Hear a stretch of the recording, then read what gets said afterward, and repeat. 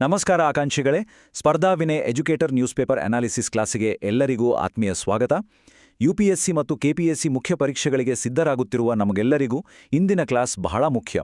ಇವತ್ತು ನಾವು ಲಡಾಖ್ನ ರಾಜಕೀಯ ಪ್ರಾತಿನಿಧ್ಯದ ಕುರಿತಾಗಿ ದಿ ಹಿಂದೂ ಪತ್ರಿಕೆಯಲ್ಲಿ ಪ್ರಕಟವಾಗಿರುವ ಒಂದು ಅತ್ಯುತ್ತಮ ಸಂಪಾದಕೀಯವನ್ನು ಸಂಪೂರ್ಣವಾಗಿ ಬಹಳ ಸರಳವಾಗಿ ವಿಶ್ಲೇಷಣೆ ಮಾಡಲಿದ್ದೇವೆ. ಬನ್ನಿ ನೇರವಾಗಿ ವಿಷಯಕ್ಕೆ ಹೋಗೋಣ. ಮುಖ್ಯ ಪರೀಕ್ಷೆಯಲ್ಲಿ ಹೆಚ್ಚು ಅಂಕಗಳನ್ನು ಗಳಿಸುವ ನಿಟ್ಟಿನಲ್ಲಿ ಈ ವಿಶ್ಲೇಷಣೆಯನ್ನು ಸಿದ್ಧಪಡಿಸಲಾಗಿದೆ. ಇಂದಿನ ನಮ್ಮ ಚರ್ಚೆಯಲ್ಲಿ 5 ಪ್ರಮುಖ ಅಂಶಗಳಿರ್ತವೆ. ಮೊದಲನೇದು ವಸಾಹತುಶಾಹಿ ತರ್ಕ ಮತ್ತು ಆಧುನಿಕ ಆಡಳಿತ.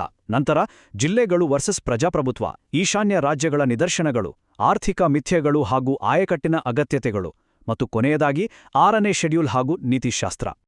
ಸರಿ, ಮೊದಲನೇ ವಿಭಾಗಕ್ಕೆ ಬರೋಣ. ವಸಾಹತುಶಾಹಿ ತರ್ಕ ಮತ್ತು ಆಧುನಿಕ ಆಡಳಿತ. ಸ್ವಯಂ ಆಡಳಿತಕ್ಕೆ ಯಾರು ಅರ್ಹರು ಅನ್ನುವ ವಿಚಾರದಲ್ಲಿ ಇತಿಹಾಸ ಮತ್ತು ವರ್ತಮಾನವನ್ನು ನಾವಿಲ್ಲಿ ಹೋಲಿಸಿ ನೋಡಬೇಕಾಗಿದೆ. ಸ್ವಲ್ಪ ಯೋಚಿಸಿ ನೋಡಿ, ಸ್ವಾತಂತ್ರ್ಯ ಪೂರ್ವದಲ್ಲಿ ಬ್ರಿಟಿಷರು ನಮ್ಮ ಭಾರತೀಯರ ಬಗ್ಗೆ ಏನ್ ಹೇಳ್ತಾ ಇದ್ರು? ಭಾರತೀಯರು ಬಡವರು, ಅನಕ್ಷರಸ್ಥರು, ಅವರಿಗೆ ಸ್ವಯಂ ಆಡಳಿತ ಮಾಡುವಷ್ಟು ಪ್ರಬುದ್ಧತೆ ಇಲ್ಲ ಅಂತ ಅವರು ವಾದ ಮಾಡ್ತಾ ಇದ್ರು ಅಲ್ವಾ? ಇವತ್ತು ಲಡಾಖ್ಗೆ ಶಾಸನ ಸಭೆಯನ್ನು ನಿರಾಕರಿಸಲು ನೀಡಲಾಗುತ್ತಿರುವ ಆಡಳಿತಾತ್ಮಕ ಕಾರಣಗಳನ್ನು ಗಮನಿಸಿದರೆ ಆಶ್ಚರ್ಯವಾಗುತ್ತೆ. ಲಡಾಖ್ನ ಜನಸಂಖ್ಯೆ ತುಂಬಾ ಕಡಿಮೆ ಇದೆ ಮತ್ತು ಅದು ಆರ್ಥಿಕವಾಗಿ ಕೇಂದ್ರವನ್ನು ಅವಲಂಬಿಸಿದೆ. ಹಾಗಾಗಿ ಅವರಿಗೆ ಶಾಸನ ಸಭೆ ಅಗತ್ಯವಿಲ್ಲ ಅಂತ ಹೇಳಲಾಗ್ತಿದೆ. ಅಂದರೆ ಅಂದಿನ ಬ್ರಿಟಿಷರ ವಸಾಹತುಶಾಹಿ ತರ್ಕವೇ ಇಂದಿನ ವ್ಯವಸ್ಥೆಯಲ್ಲೂ ಪ್ರತಿಧ್ವನಿಸುತ್ತಿದೆ ಎಂದು ಈ ಸಂಪಾದಕೀಯ ಸ್ಪಷ್ಟವಾಗಿ ವಾದಿಸುತ್ತಿದೆ. ಶ್ರೀ ಅರಬಿಂದೋ ಅವರ ಅಂದು ಹೇಳಿದ ಆ ಒಂದು ಮಾತು ನಮಗೆಲ್ಲ ನೆನಪಿರಬೇಕು.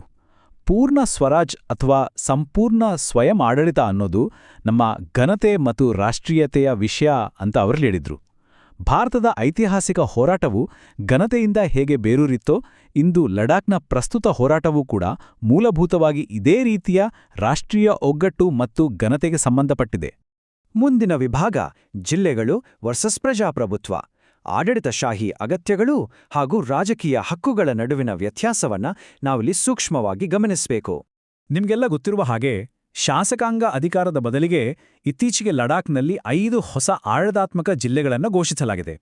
ನುಬ್ರಾ, ಚಾಂಗ್ಥಾಂಗ್, ಶಾಮ್, ಝಾನ್ಸ್ಕರ್ ಮತ್ತು ದ್ರಾಸ್. ನೋಡಿ, ಲಡಾಖ್ 59,000 ಚದರ ಕಿಲೋಮೀಟರ್ಗಳಷ್ಟು ವಿಸ್ತಾರವಾದ ಅತ್ಯಂತ ಕಠಿಣವಾದ ಭೌಗೋಳಿಕ ಪ್ರದೇಶ. ಅಲ್ಲಿ ಈ ಹೊಸ ಜಿಲ್ಲೆಗಳು ಉತ್ತಮ ಆಡಳಿತವನ್ನು ಒದಗಿಸಲು ಖಂಡಿತ ಸಹಾಯ ಮಾಡುತ್ತವೆ. ಆದರೆ ಆಡಳಿತಾತ್ಮಕ ಅನುಕೂಲತೆ ಅನ್ನೋದು ಪ್ರಜಾಪ್ರಭುತ್ವಕ್ಕೆ ಪರ್ಯಾಯವಾಗಲು ಸಾಧ್ಯವೇ? ಖಂಡಿತ ಇಲ್ಲ.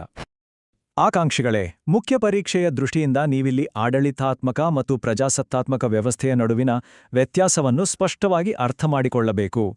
ಆಡಳಿತಾತ್ಮಕ ಜಿಲ್ಲೆಗಳ ಕೆಲಸ ಏನು? ಅವು ಕೇವಲ ಮೇಲಿಂದ ಬಂದ ನೀತಿಗಳನ್ನು ಜಾರಿಗೊಳಿಸುತ್ತವೆ ಮತ್ತು ತಮ್ಮ ಮೇಲಧಿಕಾರಿಗಳಿಗೆ ವರದಿ ಮಾಡುತ್ತವೆ ಅಷ್ಟೇ. ಆದರೆ ಪ್ರಜಾಸತ್ತಾತ್ಮಕ ಶಾಸನಸಭೆ ಹಾಗಲ್ಲ.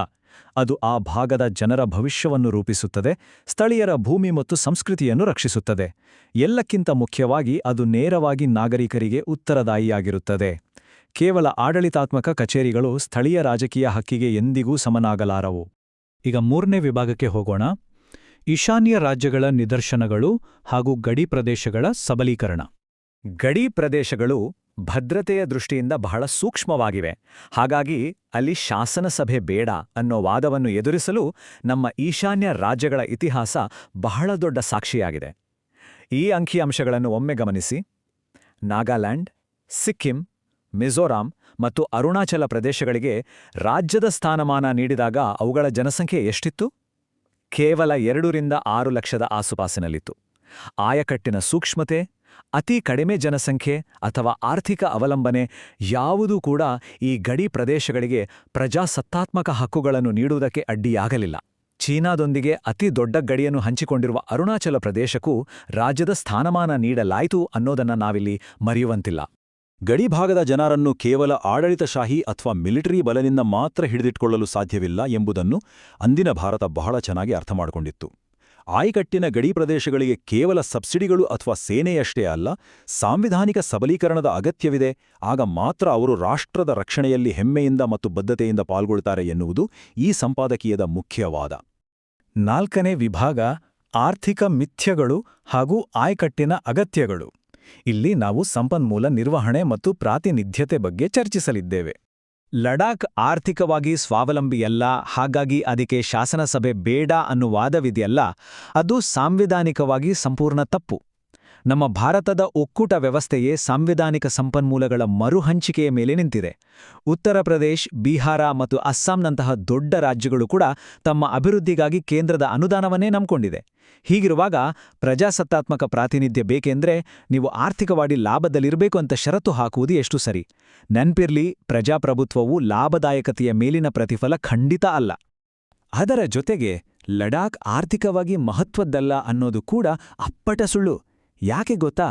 ಚಾಂಗ್ಥಾಂಗ್ನ ಪ್ಯಾಂಗ್ ಪ್ರದೇಶದಲ್ಲಿ ಬರೋಬ್ಬರಿ 13 ಗಿಗಾವಾಟ್ ಸೌರಶಕ್ತಿ ಉತ್ಪಾದನೆ ಮಾಡೋ ಯೋಜನೆ ನಡೆಯುತ್ತದೆ.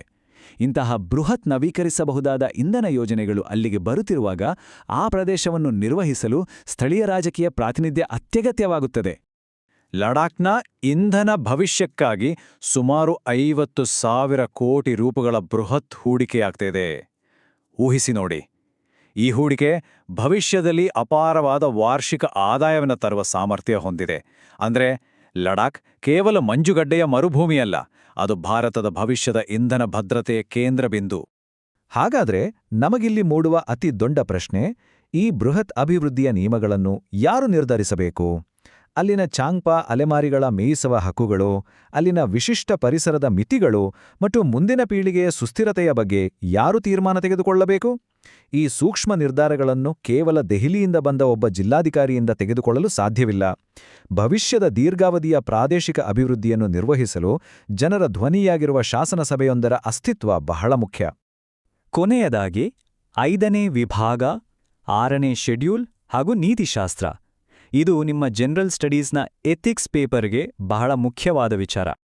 ಆಡಳಿತದ ನೈತಿಕತೆಯ ಬಗ್ಗೆ ಮಾತನಾಡುವಾಗ ಒಂದು ನೇರವಾದ ನೈತಿಕ ಸವಾಲು ನಮ್ಮ ಮುಂದಿದೆ. 2019 ಮತ್ತು 2020ರ ಚುನಾವಣೆಗಳ ಸಂದರ್ಭದಲ್ಲಿ ಈ ಪ್ರದೇಶಕ್ಕೆ 6ನೇ ಶೆಡ್ಯೂಲ್ನ ರಕ್ಷಣೆಯನ್ನು ನೀಡ್ತೇವೆ ಎಂದು ಸ್ಪಷ್ಟವಾಗಿ ಭರವಸೆ ನೀಡಲಾಗಿತ್ತು. ಆ ಭರವಸೆಗಳು ಚುನಾವಣೆ ಮುಗಿದ ನಂತರ ಮರೆತು ಬಿಡಬಹುದೇ? ಗಡಿ ಪ್ರದೇಶದ ಜನರಿಗೆ ನೀಡಿದ ಮಾತುಗಳಿಗೆ ಬೆಲೆ ಇಲ್ವಾ? ಇದು ಆಡಳಿತದ ನೈತಿಕ ಹೊಣೆಗಾರಿಕೆಯನ್ನು ಪ್ರಶ್ನಿಸುವ ಬಹಳ ಗಂಭೀರವಾದ ವಿಚಾರ. ಇಷ್ಟಕ್ಕೂ ಈ 6ನೇ ಶೆಡ್ಯೂಲ್ ಅಂದ್ರೆ ಏನು ಅಂತ ಸಿಂಪಲ್ ಆಗಿ ಹೇಳಬೇಕು ಅಂದ್ರೆ, ಇದು ನಮ್ಮ ಸಂವಿಧಾನದಲ್ಲಿರುವ ಒಂದು ಅದ್ಭುತ ಕವಚ. ಸೂಕ್ಷ್ಮ ಗಡಿ ಪ್ರದೇಶಗಳ ಸಾಂಸ್ಕೃತಿಕ ಸ್ವಾಯತ್ತತೆ ಮತ್ತು ಭೂಮಿಗೆ ಹಕ್ಕುಗಳಿಗೆ ಅಗತ್ಯ ರಕ್ಷಣೆಗಳನ್ನು ಒದಗಿಸುವ ವ್ಯವಸ್ಥೆ ಇದು. ದೇಶದಾದ್ಯಂತ ಏಕರೂಪತೆಯನ್ನು ತರುವ ಭರದಲ್ಲಿ ಭಾರತದ ಗಡಿ ಪ್ರದೇಶಗಳ ವಿಶಿಷ್ಟ ಸ್ಥಳೀಯ ಗುರುತುಗಳು ಅಳಿಸಿ ಹೋಗದಂತೆ ರಕ್ಷಿಸುವುದೇ ಇದರ ಮುಖ್ಯ ಉದ್ದೇಶ. ಆಕಾಂಕ್ಷಿಗಳೇ, ಒಂದು ಮಾತು ನೆನ್ಪಿಡಿ. ಏಕರೂಪತೆ, ಯೂನಿಫಾರ್ಮಿಟಿ ಬೇರೆ, ಸಮಾನತೆ, ಎಕ್ವಿಟಿ ಬೇರೆ. ಎಲ್ಲರಿಗೂ ಒಂದೇ ನಿಯಮವನ್ನು ತರುವುದು ಸಮಾನತೆ ಆಗುವುದಿಲ್ಲ. ಲಡಾಖ್ ನಮ್ಮಿಂದ ಪ್ರತ್ಯೇಕತೆಯನ್ನು ಕೇಳುತ್ತಿಲ್ಲ, ಬದಲಾಗಿ ರಾಜಕೀಯ ಪ್ರಾತಿನಿಧ್ಯದ ಮೂಲಕ ಭಾರತದೊಂದಿಗೆ ಇನ್ನಷ್ಟು ಬೆರೆಯುವ ಹಕ್ಕನ್ನು ಕೇಳುತ್ತಿದೆ. ಗಣರಾಜ್ಯವೊಂದರ ನಿಜವಾದ ಶಕ್ತಿ ಇರೋದು ಅದು ತನ್ನ ಗಡಿಗಳನ್ನು ಎಷ್ಟು ಕಟ್ಟುನಿಟ್ಟಾಗಿ ನಿಯಂತ್ರಿಸುತ್ತದೆ ಎಂಬುದರ ಮೇಲಲ್ಲ, ಬದಲಾಗಿ ಆ ದೂರದ ಅಂಚುಗಳಲ್ಲಿರುವ ಜನರು ತಾವು ಈ ದೇಶದ ಒಂದು ಅವಿಭಾಜ್ಯ ಅಂಗ ಎಂದು ಎಷ್ಟು ಆಳವಾಗಿ ಭಾವಿಸುತ್ತಾರೆ ಎಂಬುದರ ಮೇಲೆ.